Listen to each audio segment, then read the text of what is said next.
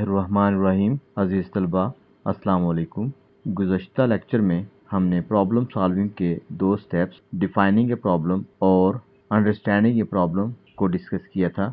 आज बाकी के 3 स्टेप्स डिस्कस किए जाएंगे। आइए आगाज़ करते हैं। गुज़श्ता लेक्चर में एक प्रॉब्लम पिक्टोरियल फॉर्म में पेश की गई थी। उसका आंसर 21 है। आप जानते हैं, एक प्रॉब्लम को डिफाइन करने के बाद उसे अंडरस्टैंड करने के लिए उसे एनालाइज किया जाता है। एनालाइज करने के बाद हम एक प्लान तरतीब देते हैं जो हमें प्रॉब्लम के सॉल्यूशन की तरफ ले जाता है या हमारी प्रॉब्लम के सॉल्यूशन की तरफ रहनुमाई करता है। इस फेज़ में अपनी प्रॉब्लम को सॉल्व करने के लिए किसी ख़ास स्ट्रेटजी का इंतखाब करना शामिल होता है।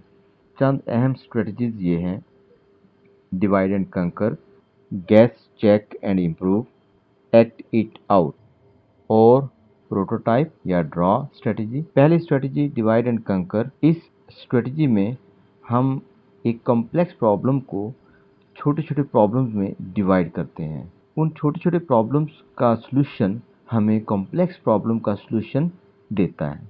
यानी आप छोटे छोटे प्रॉब्लम्स के सॉल्यूशन को कंबाइन करते हैं तो वो उस कॉम्प्लेक्स प्रॉब्लम का सॉल्यूशन बन जाता है। Next strategy guess, check and improve है। इसमें डिजाइनर प्रॉब्लम के लिए एक सॉल्यूशन गेस करता है और फिर उस सॉल्यूशन की करेक्टनेस को चेक करता है। अगर सॉल्यूशन तवक्कुआत के मुताबिक रिजल्ट दे तो ठीक है, उसे एक्सेप्ट कर लिया जाता है। अदरवाइज डिजाइनर सॉल्यूशन को रिफाइन करता है।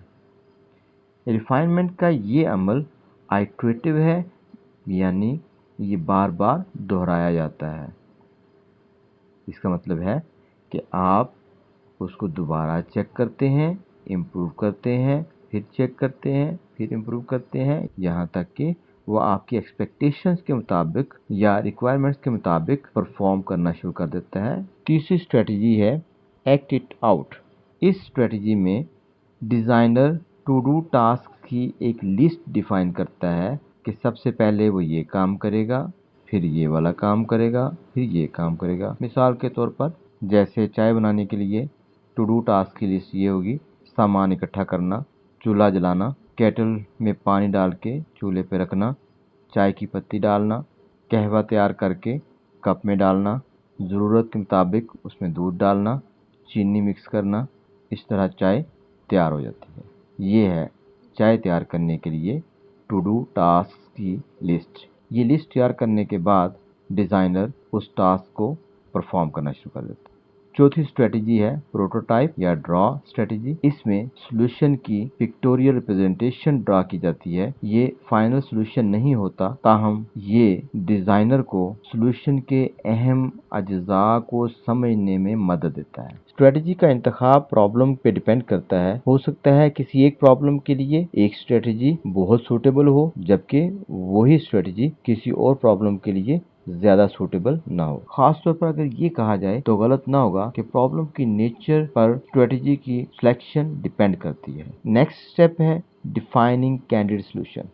ये प्रॉब्लम सॉल्विंग स्टेप्स का चौथा स्टेप है। कैंडिडेट का मतलब है कुछ ऐसा जो फौरी और प्लान शुदा ना हो। मिसाल के तौर पर अगर आपसे कहा जाए कि आपने अपने स्कूल में क्रिकेट खेलने वाले तलबा की तादाद ढूंढना है, तो आप अपने क्लास में मौजूद क्रिकेट के खिलाड़ियों की तादाद मालूम करके फिर उसे अपने स्कूल में क्लासेस की तादाद से मल्टीप्लाई करके अंदाज़ा लगा सकते हैं।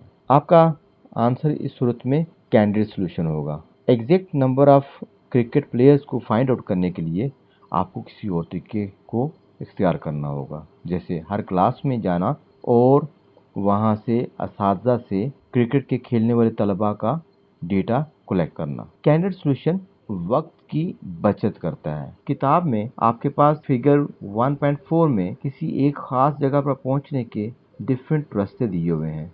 कोई भी रास्ता जो फौरी तौर पर उस जगह तक पहुंचने के लिए आप सोच सकें, वो कैंडिडेट सॉल्यूशन होगा। यहाँ ये बात बड़ी अहम है कि कैंडिडेट सॉल्यूशन किसी प्रॉब्लम का असल सॉल्यूशन होना ज़रूरी नहीं है। ایک ایکٹیویٹی آپ کو دی جا رہی ہے. آپ کا ٹاسک یہ ہے کہ آپ اپنے کلاس فیلوز کی ایوریج ہائٹ معلوم کرنا ہے. اس کے لیے آپ نے کینڈیڈ آنسر دینا ہے اور ساتھ میں آپ نے ایگزیکٹ سولوشن یعنی ایگزیکٹ اس کی ویلیو فائنڈ کرنے کا میتھڈ بتانا ہے. ایک میتھڈ تو یہ ہے کہ آپ ایک میجرنگ ٹیپ لیں، اس میجرنگ ٹیپ سے بچے کی ہائٹ ٹیپ پر نشان زدہ کریں اور پھر ٹیپ سے اصل پیمائش نوٹ کر لیں. ہر طالب علم کی ہائٹ نوٹ کرنے کے بعد آپ اپنے کلاس کے تمام طلباء کی ایوریج ہائٹ کیلکولیٹ کر لیں گے. آپ تمام طلباء کی ہائٹس کو ایڈ کریں گے اور ڈیوائڈ کر دیں گے نمبر آف اسٹوڈنٹس سے. دوسرا طریقہ یہ ہے کہ آپ کسی بھی ایسے آبجیکٹ کی مدد سے جس کی آپ کو ہائٹ معلوم ہے، کسی طالب علم کی ہائٹ اس آبجیکٹ کی مدد سے معلوم کر سکتے ہیں. مثال کے طور پر ایک کتاب، فرض کیا آپ کی کتاب کی ہائٹ 8 سینٹی میٹر ہے، تو آپ دیوار پہ کتاب کی ہائٹ کے مطابق کافی سارے نشان لگا دیں گے 8 سینٹی میٹر والے. تو یہ 8 سینٹی میٹر والا ایک اسکیل بن گیا. اب دیوار کے ساتھ طالب علم کو کھڑے کر کے آپ ایک کینڈیڈ سولوشن طالب علم کی ہائٹ کا لے سکتے ہیں. پرابلم سالونگ سٹیپس میں آخری سٹیپ بیسٹ سولوشن کو سلیکٹ کرنا ہے. آپ جانتے ہیں پچھلے سٹیپ میں ہم نے دیکھا کہ کسی جگہ تک پہنچنے کے بے شمار راستے ہو سکتے ہیں، اسی طرح کسی پرابلم کو سالو کرنے کے لیے بے شمار سولوشنز ہو سکتے ہیں، لیکن ہمیں دا بیسٹ کو چوز کرنا ہوتا ہے. فرض کرتے ہیں آپ کے اسکول کے تمام طلباء کے نام ایک ویب سائٹ پر موجود ہیں اور آپ سے کہا جاتا ہے کہ وہاں سے کسی خاص نام کو ڈھونڈنا ہے. تو آپ درج ذیل طریقوں سے اس سرچ پرابلم کو سالو کر سکتے ہیں. پہلا طریقہ یہ ہے کہ آپ ویب سائٹ کو اوپن کر کے ہر نام کو ایک ایک کر کے پڑھیں گے یہاں تک کہ وہ نام آپ کو مل جائے یا فہرست اینڈ ہو جائے. دوسرا طریقہ یہ ہے کہ آپ اس کے پرنٹ آؤٹس لیں اور پھر اس میں سے ریکوائرڈ نیم سرچ کریں. تیسرا طریقہ کار یہ ہے کہ آپ وہ تمام نام کاپی کریں کسی ایکسل شیٹ میں، پھر انہیں الفابیٹیکل سارٹ کریں اور اب اس سارٹڈ لسٹ میں سے وہ نام ڈھونڈنا نسبتاً آسان ہوگا. فورتھ میتھڈ یہ ہے کہ آپ ویب سائٹ کو اوپن کر کے ویب براؤزر میں کنٹرول F پریس کریں اور وہ نام انٹر کریں تو نام آٹومیٹیکلی اس ویب سائٹ سے سرچ ہو جائے گا. ان 4 میتھڈز یا سولوشنز کے علاوہ بھی کوئی سولوشن ہو سکتا ہے. اب یہ ہمارا کام ہے کہ ہم اس میں سے ایک ایسا سولوشن سلیکٹ کریں جس میں لیس نمبر آف سٹیپس ہوں یا جو کسی خاص کرائٹیریا کی بیس پر زیادہ افیکٹو نظر آتا ہو. تو عزیز طلبہ، آج کے لیکچر میں ہم نے پرابلم سالونگ کے لاسٹ 3 سٹیپس ڈسکس کیے. اگلے لیکچر تک اجازت دیں، انشاءاللہ پھر ملاقات ہوگی. اللہ حافظ.